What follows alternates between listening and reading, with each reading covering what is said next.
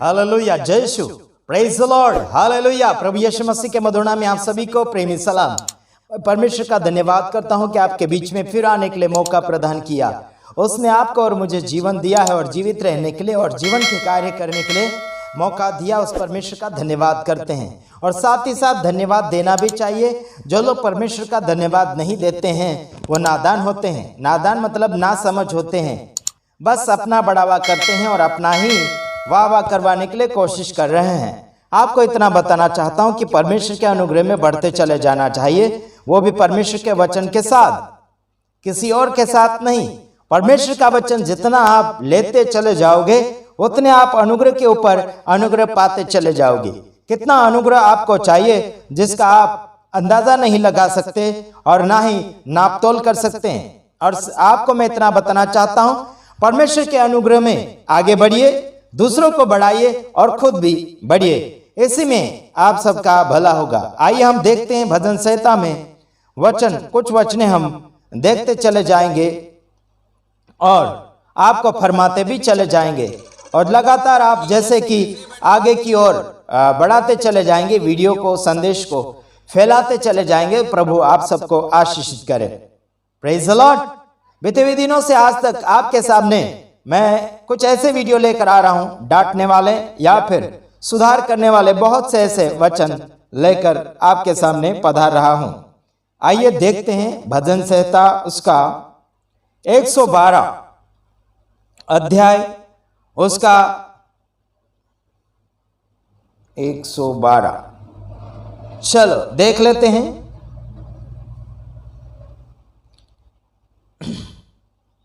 एक वचन से लेकर दूसरा वचन तक आइए देखते हैं। यह की स्तुति करो। किसकी स्तुति करो?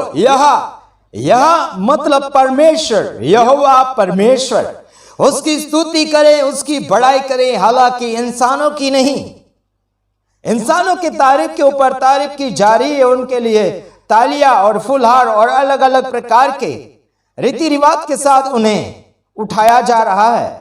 यहां पर लिखा यह की स्तुति करो, मतलब परमेश्वर की, यहोवा की स्तुति करो, मतलब बढ़ावा करो।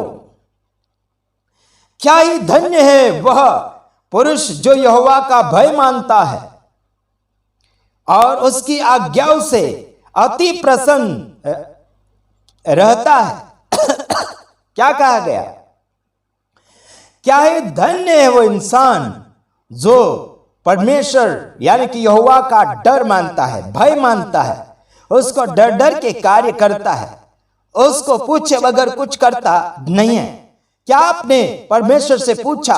क्या आपने परमेश्वर से इजाजत ली? कई बार आभार स्तुति, गुजराती में आभार स्तुति की मीटिंग कहा जाती है और हिंदी में धन्यवाद। ठीक है मेरे भाइयों बहनों, धन्यवाद की मीटिंग है।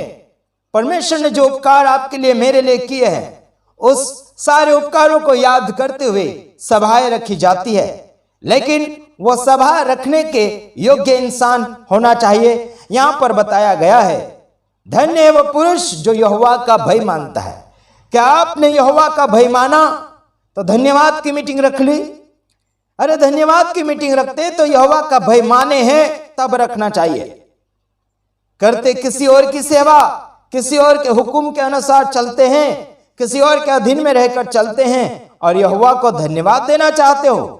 झूठी बढ़ाई और झूठी गवाही बिल्कुल यहोवा परमेश्वर को पसंद नहीं है।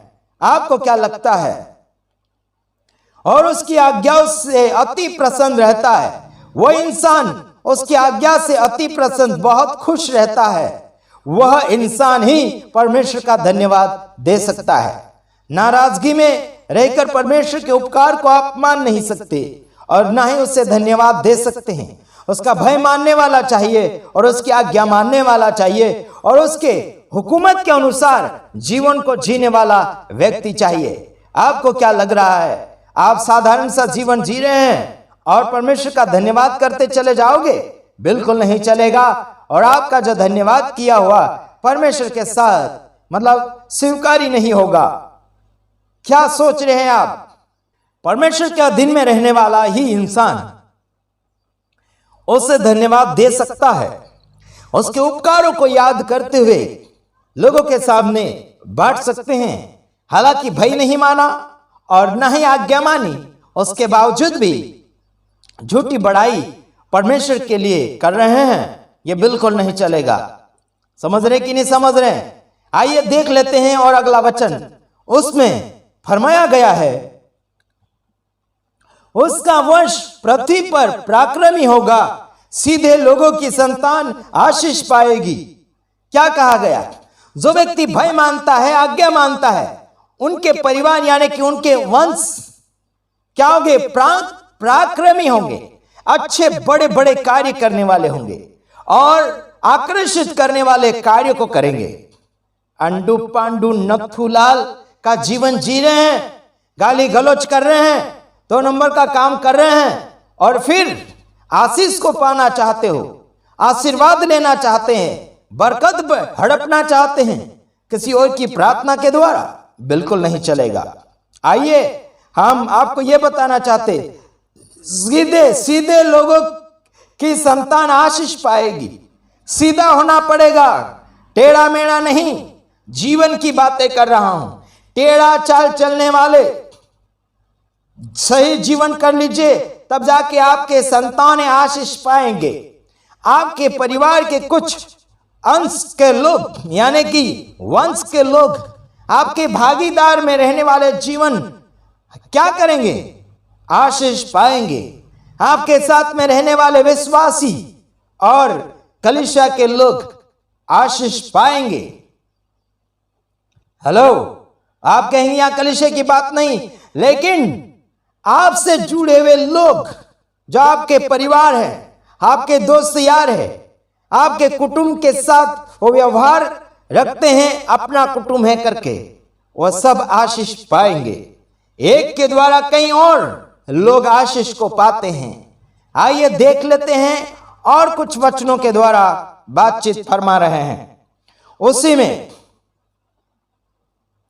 देखेंगे भजन संहिता 115 का 14 और 15, 115 का 14 और 15। आइए उसमें क्या फरमाता है। हाँ, देख लेते हैं 14 और 15। यहोवा तुमको और तुम्हारे लड़कों को भी अधिक बढ़ाएगा। क्या कहा? यहोवा आपको और आपके बेटे को और ज्यादा से ज्यादा बढ़ाएगा, फलवंत करेगा, आशीषों में मालामाल करेगा और इज्जतदार बनाएगा, सम्मानित करेगा। लेकिन आपके लड़के आज सम्मानित जीवन नहीं जीते हैं। हेलो, आप अगर धन्य हैं, आपके बेटे को धन्य बनाइए। आप अगर पुण्यवादी है, आप पुण्यवादी अपने बेटे को बनाइए। आप भले कार्यों को करते हैं, अपने बेटे को भले कार्य में तैयार कीजिएगा। क्या सोच रहे हैं आप? हेलो, सीधा पढ़ के बैठने वालों में से नहीं है। समझाने वाली बात और प्रैक्टिकल बातें होना चाहिए। हाँ, क्या लिखा? फिर से पढ़ रहा हूं। यहोवा तुमको और तुम्हारे लड़कों को भी अधिक बढ़ाएगा। लड़कों को बढ़ाएगा, आगे आशीषों में भरेगा, आगे बढ़ाएगा, लेकिन बढ़ने लायक होना चाहिए। कुछ लोग विकलांग हैं आत्मिक जीवन में भी, लंगड़े लूले अंधे बहरे हैं, विकलांग हो चुके हैं आत्मिक जीवन में भी। कैसे बढ़ पाएंगे? इनका विकास नहीं हो पा रहा है। विकास करने के लिए बाप की ताकत चाहिए, माँ बाप की उसमें योग्यता होना चाहिए, माँ बाप की उसकी शिक्षाएं उसमें लागू होना चाहिए।